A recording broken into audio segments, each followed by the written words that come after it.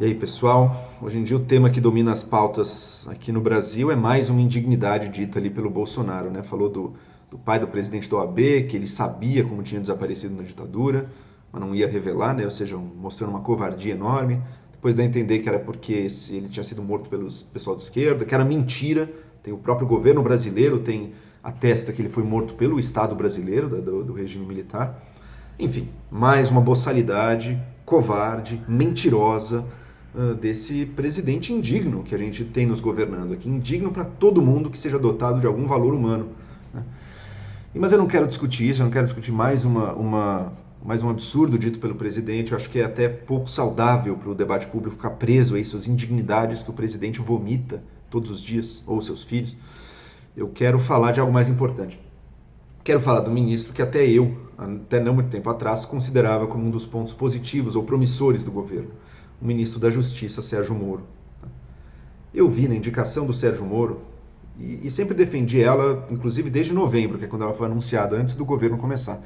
Eu sempre vi ali uma chance de pegar esse juiz de primeira instância, que sim demonstrou muita coragem ao longo dos últimos anos, ao julgar muitos casos, a botar poderosos na cadeia. A gente sabe que, sim, a lei diz que o juiz é totalmente soberano, mas a gente sabe que não, vai ter todo tipo de pressão política ou extrapolítica em cima dele. Até ele, com coragem, conseguiu, julgou diversos casos muito complexos, também demonstrou muito conhecimento técnico e condenou aí pessoas poderosos como empreiteiros, empresários, políticos, né? Então, que demonstrou um grande valor aí e que poderia trazer isso, como um juiz de primeira instância tinha uma ação limitada ali à região dele, mas que como ministro poderia, quem sabe, institucionalizar todo o conhecimento da Lava Jato e as práticas corretas da Lava Jato no âmbito nacional. Conhecimento ligado a investigações criminais financeiras que envolvem lavagem de dinheiro, corrupção, essa coisa de seguir o caminho financeiro, entender como é que se dá esse tipo de organização, melhorar as nossas leis no que diz respeito às possibilidades para negociar com os acusados ou com os criminosos para que eles ou façam uma delação ou se mostrem culpados, para você conseguir tornar esse processo mais eficiente. E inovações também no combate ao crime de maneira geral, coisas que ele até começou a trazer aqui no governo, né? A coisa do um banco de dados, por exemplo, de DNA, por exemplo. Tem um monte de coisas aí que ele poderia trazer, especialmente com relação aos crimes financeiros, né? Aos crimes de corrupção, de lavagem de dinheiro, um conhecimento que ele poderia institucionalizar no Brasil. Esse era o primeiro motivo para ele defender. O segundo, ele não era alguém tomado por esse bolsonarismo ideológico. Ele não é alguém que acredita nas piores loucuras do Bolsonaro, tipo que armar a população é a solução para a violência. O Moro nunca acreditou nisso. Nunca acreditou que você botar só gente na cadeia seja a solução também. Nunca acreditou numa política puramente punitivista aí com relação a tantos problemas. Ele entende que os problemas sociais podem ser mais complicados, ele entende que você precisa de inteligência no combate ao crime, não apenas de violência. Então era alguém, inclusive, para fornecer algum contraponto aí aos piores aspectos do Jair Bolsonaro no combate ao crime. Estou pensando especificamente na questão do armamento, também talvez a questão da maioridade penal, que ele até defendia para alguns crimes, mas não via também como essa panaceia que às vezes é vista. Enfim, alguém que traria uma visão com conhecimento, e não puramente com ideologia e com ódio, né? Em terceiro lugar, o Moro, como um combatente da corrupção, também seria alguém que não teria medo nenhum em apontar a corrupção e os malfeitos dentro do próprio governo ou dentro da família do presidente. Então, por esses três motivos, me parecia uma boa escolha do Moro. Infelizmente, de lá para cá, o que eu tenho que dizer é que o Moro vem se apequenando, se diminuindo, né? Primeiro porque ele engoliu sapo atrás de sapo do presidente. Então ia fazer decreto das armas, passou batido pelo Moro. Assim, ele nem teve a chance de aprovar ou desaprovar aquilo. Era o projeto do presidente, o Moro só fez que sim com a cabeça e deixou. O COAF, que ficaria com o Moro ou não ficaria, foi negociado a revelia do Moro ali também, e o Moro, passou batido. O Moro tentou indicar uma integrante para um conselho lá de segurança pública e tudo, esqueci o nome do conselho. Era uma pessoa séria, uma estudiosa séria, respeitada pelas polícias no Brasil, respeitada internacionalmente, ou seja, era uma referência técnica assim, de primeiro time, mas as redes sociais de extrema-direita não gostaram, fizeram barulho. O presidente Bolsonaro desautorizou o ministro Sérgio Moro. O que ele fez? Abaixou a cabecinha, aceitou aquela humilhação, teve que pedir desculpas públicas. Uma figura como o Moro, hein? Tendo que pedir desculpas públicas e pior, aceitando esse papel, aceitando essas e cada uma das pequenas indignidades que diariamente ou recorrentemente foram jogadas na direção dele ali. Então veio se apequenando. Viu as coisas do Queiroz, do Flávio Bolsonaro acontecerem todas e ficou também pianinho. Agora até com o Toffoli aí e limitando aí a investigação e as informações dadas pelo COAF, de novo, sem grandes protestos vindos do Moro, talvez uma outra coisa tímida, mas no fundo deixando aquilo tudo acontecer, sem marcar claramente uma oposição e uma acusação, porque crime é crime, corrupção é corrupção, inclusive na família Bolsonaro, né? E a gente viu que a coisa potencialmente vai fundo lá, né? Temos que descobrir até onde vai este gabinete do Flávio Bolsonaro de quando era deputado estadual, e o Queiroz e todo o resto, né? E os funcionários fantasmas, todo o resto. Possível ligação com milícias, tudo está a ser investigado ainda. E o Moro meio que tolerou tudo isso. Agora, a coisa só piorou quando surgiu a Vaza Jato. Quando trouxeram informações sérias sobre a conduta do Moro na Lava Jato.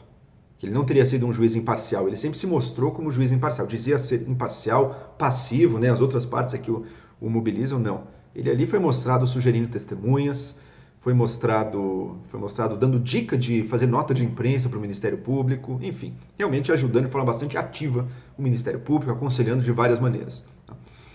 No passado, o Moro, hoje em dia, quer dizer, hoje o Moro tentou mudar de assunto de toda maneira. Por exemplo, focando no hacker, né? Não, hacker é crime, não sei o quê, essas informações são de origem ilegal. Ora, o próprio Moro no passado defendeu a informação de origem ilegal.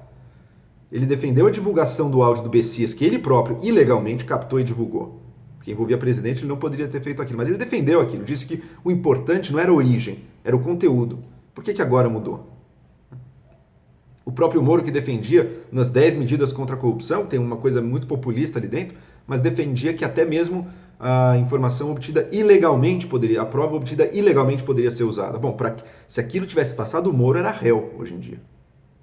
Só não é porque, felizmente, a gente já tem, daí sim, juridicamente falando, uma prova captada ilegalmente não pode ser utilizada, isso está correto. Então o Moro não vai sofrer consequências jurídicas de nada disso. Agora, o público merece saber, a imprensa está fazendo o seu trabalho. E qual foi a reação do Moro?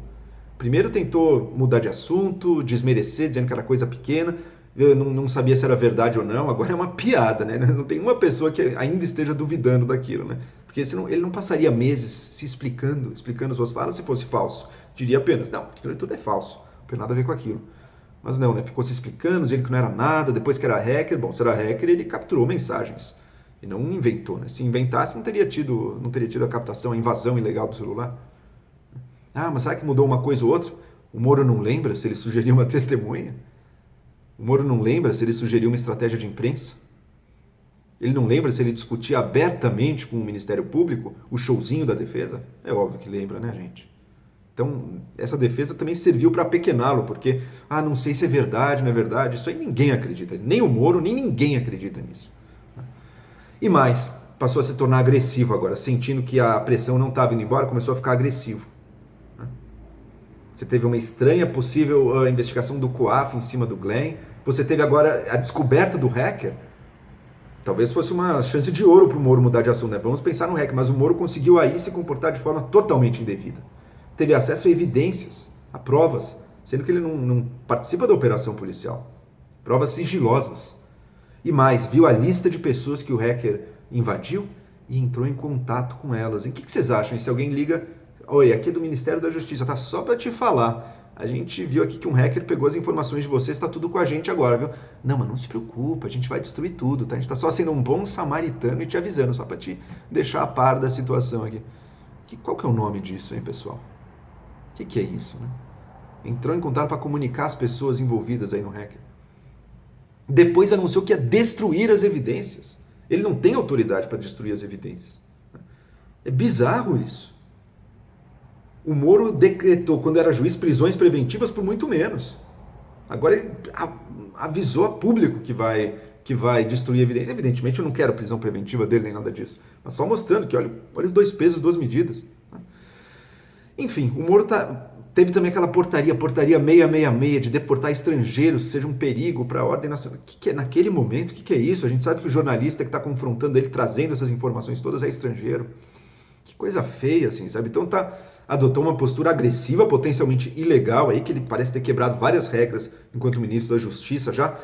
E é tudo no ministério dele agora gira em torno disso, gira em torno da defesa do Moro. Ele está se explicando, se defendendo todos os dias, não sai disso.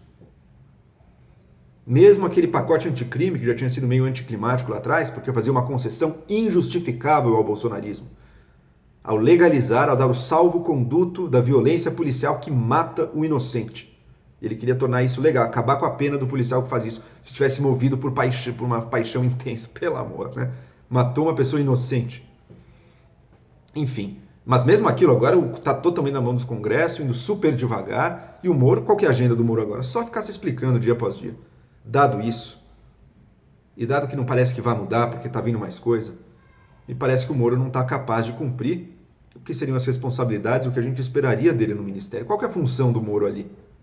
É só ficar se explicando dia após dia, isso é que um ministro tem que fazer? Não consegue mais fazer nada, que nem o ministro do Turismo estava, não consegue fazer nada porque é só acusação de corrupção contra ele. Está muito desmoralizado, não tem como trabalhar assim. Antes o Moro tinha luz própria, ele tinha um tamanho próprio, uma força própria. Agora parece que ele está desse tamanho no ombro do Jair Bolsonaro. Ele depende do Bolsonaro para tudo. Será que ele está esperando ainda a tal da nomeação para STF e está segurando por isso? Moro, você é maior que isso, meu. Tá tão pequeno agora. É impossível defender o Moro sem ser um bolsonarista completo neste momento. Não sobrou nada. E ele, se quiser fazer a defesa justa do seu legado, que eu não acredito que seja todo negativo, não. Estamos vendo aí que pode realmente ter tido abusos. Mas tem muitos méritos também. A Lava Jato trouxe mudanças essenciais para o Brasil. E todos esses que estão presos, condenados, espero que continuem. Se por razões técnicas tiver que anular os julgamentos, bom, então refaçam os julgamentos, porque as provas são muito fortes contra eles, vão voltar para a prisão, tenho toda certeza. Então o Moro, para defender seu legado, e merece ser defendido, o ministério não é o lugar. O Brasil não pode ficar parado nesse importante ministério, enquanto o ministro só se vê no meio de um redemoinho de acusações aí. Tendo que entrar numa briga puramente política, cadê os projetos? Vamos olhar para frente. Se ele está tendo que se explicar a todo momento, não dá para andar para frente. Então me parece que agora o melhor, o mais honrado para o Sérgio Moro seria renunciar ao ministério, fazer sua defesa enquanto tal, e ele tem 1 milhão de possibilidades depois também, né? E se engana quem acha que o Moro acabou. Ele ainda, apesar de estar perdendo a popularidade, é muito mais popular que qualquer político de carreira ainda. Né? Embora esteja perdendo a popularidade. Todo mundo que o admirava muito, como era o meu caso, hoje em dia já tem uma visão bem mais nuanceada. Já se decepcionou um bom tanto aí com o Sérgio Moro, embora apostasse nele no início do ministério. Né? Fazer o quê? Existe alguém ainda que se preocupa com o Brasil? Existe alguém ainda que coloca algum tipo de bem comum e de respeito e de decoro antes do seu próprio interesse de curto prazo individual ali? Por que não tem uma pessoa desse governo, mesmo quando são pegos nas piores indignidades, não são capazes de renunciar para se defender sem que aquilo fique, no fundo, sangrando para toda a República Brasileira? Então eu espero que o Moro, neste momento em que está ficando claro, a não ser que mostre que não, tá? Superou isso totalmente, vamos voltar com uma agenda propositiva e boa, não das loucuras bolsonaristas, sem se render ao Bolsonaro. Não adianta superar isso e voltar a ser o anãozinho que, sim senhor, engole cada sapo que o Bolsonaro lança na direção dele e não faz nada do positivo que ele poderia fazer. E nem barra as loucuras que ele poderia barrar. Então, dado que isso não parece provável, deveria ter a honradez de deixar o cargo e buscar aí a sua defesa sem misturar isso com o governo brasileiro. O governo brasileiro não pode estar imiscuído e travado por causa das divergências, das controvérsias, das discussões sérias acerca da Lava Jato, do legado da Lava Jato e das práticas da Lava Jato. É isso aí, se inscrevam no meu canal e continuemos o debate.